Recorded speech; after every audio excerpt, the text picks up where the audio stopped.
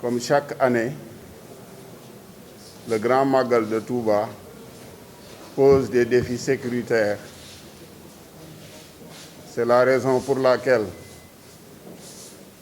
d'année en année, la police nationale, sur instruction du ministre de l'Intérieur et du directeur général de la police nationale, nous recommande de renforcer et de rendre beaucoup plus résilient notre dispositif pour permettre aux pèlerins de passer un bon magal.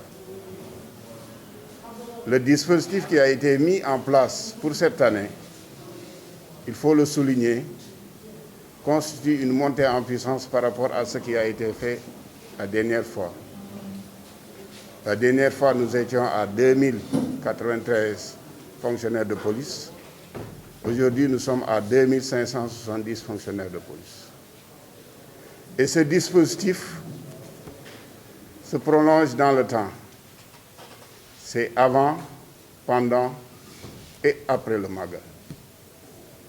Avant le Magal, nous organisons des opérations de sécurisation, des opérations de prévention pour sécuriser la ville sainte de Touba et Mbacké. Durant le Magal, nous avons un dispositif adapté à la venue de milliers de personnes dans la ville sainte de Touba. Et après le Magal également, nous maintenons le dispositif pour faciliter le retour des pèlerins. Pour les opérations pré-Magal, le commissaire spécial de Touba, le commissaire de Mbacké, renforcé d'autres unités, notamment du GMI, ont eu à interpeller 596 individus pour diverses infractions données. Allant à la vérification d'identité, à la détention à l'usage à l'offre-session chanvre indien, au vagabondage, à l'ivresse publique et manifeste, à des cas de vol, vol avec violence, vol simple, vol à l'arraché. Donc 596 individus ont été interpellés dans le cadre de ces opérations pré-Magal. Pour le Magal proprement dit, je le soulignais tout à l'heure, le dispositif va être de 2570 fonctionnaires de police. Ce dispositif est composé d'éléments en tenue, d'éléments en civil, et ce dispositif est renforcé par une surveillance technique, notamment le déploiement de drones, le déploiement avec les caméras de surveillance. Il faudra également souligner que pour les pèlerins, ils ont la latitude d'appeler sur le 17 qui est fonctionnel 24 sur 24. C'est une ligne verte pour pouvoir signaler des cas dignes d'intérêt, en tout cas faire des demandes d'intervention à partir de la ligne 17.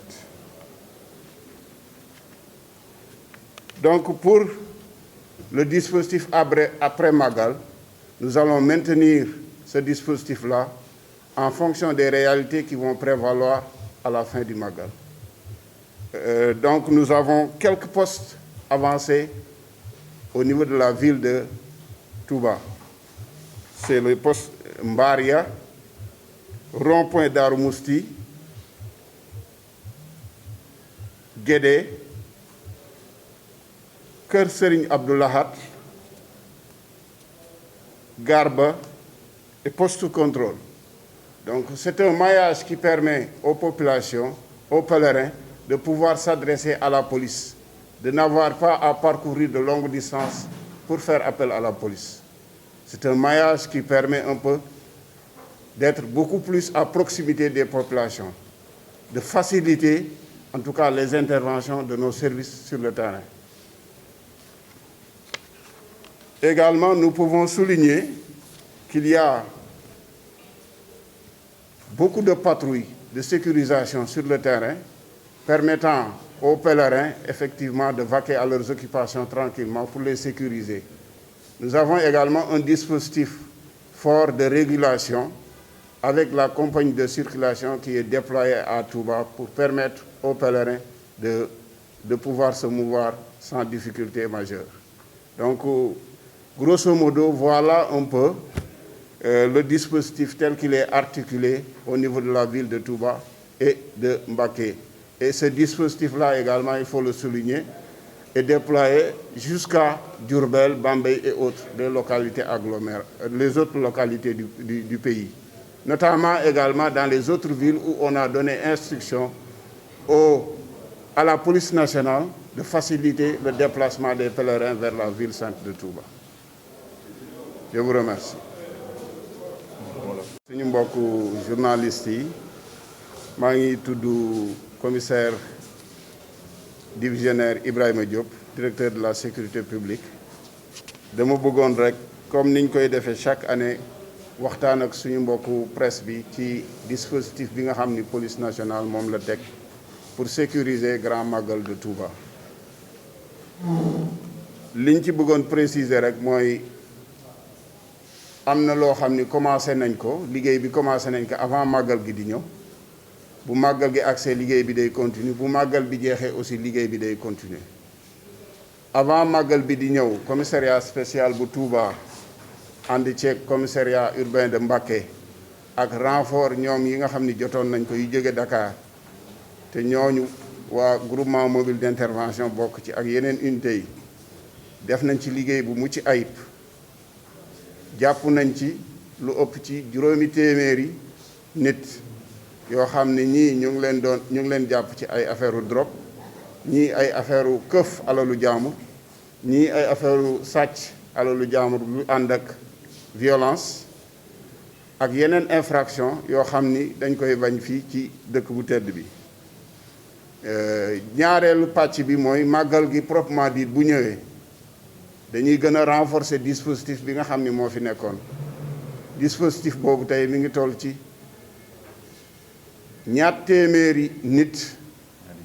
ñaari junni nit tant pour moi mi ngi toll ci ñaari junni nit ak téeméer ak juróom-ñaar fukk te bu ngeen xoolee édition bële passé woon dispositif bi tollul woon noonu ci ndigalu ministre de l'intérieur ak directeur général de la police nationale la ñu yokk dispositif bi pour que mu gën a mën a jàppale pèlerins yi gën a mën a jàppale sécuriser dëkk bi di Touba. donc bu ñu paree ci loolu bu màggal gi weesoo li nga xam ni teg nañ ko comme dispositif dafay gën a continuer dem ay fan parce que du màggal gi jeex rek ñu yëkkati dispositif dañ ko fiy teg ay fan pour gën a permettre nit ñi ñu ñibbi ci jàmm mais également ñu gën a sécuriser dëkk bi nga xam ni mooy Touba. liñ ci bëggoon yokk rek mooy dispositif boobu ñu leen wax léegi nii muy ñaari junni ak juróomi téeméer ak juróom-ñaar fukki nit dispositif boobu am na ay nit ñoo xam ni dañoo sol tenue am na ñoo xam ni soluñu tenue dañu civilu mais am na leneen luñ ci yokk muy surveillance technique maanaam ay drone def ay caméra de surveillance pour gën a yombal liggéey bi ndax jamono foofu la toll léegi technologie de l'information et de la communication dañ koy utiliser pour mën a gën a renforcer sécurité donc bu màggal gi passé dinañ dem ci également ñu gën a yokk loolu xool ni koy defee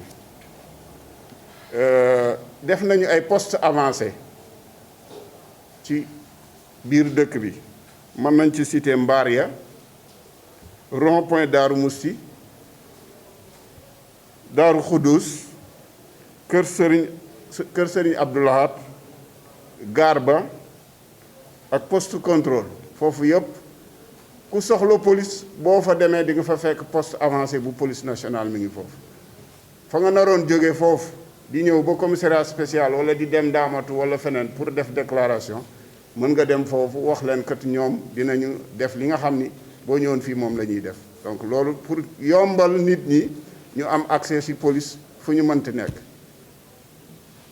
beneen bi mooy ligne verte bu ñuy wax ligne 17 soo jëlee 17 nga composé ko di nga mën a jot police te doo ci fay dara. donc nit ñi mën nañu vraiment composer la ligne 10 ñu composer ligne 17 pour mën a jël police. loolu daal mooy li ñu bëggoon wax xanaa peut-être di demander pèlerins yi ñu jéem a topp injonction agent yi nga xam ñoo si nekk sur le terrain parce que agent yi jubluwuñ ci dara lu dul yombal leen ñoom seen màggal. beneen bi mooy aussi ñu ngi def màggal bi ci contexte pandémie ak inondation xëy na liggéey bi dana gën a xaw a jafe mais agents yi aussi dinañu sensibiliser nit ñi pour ñuy porter masque yi. donc jërë ngeen jëf loolu la ñu amoon ci lu ñu bëggoon partager ak yéen. Mola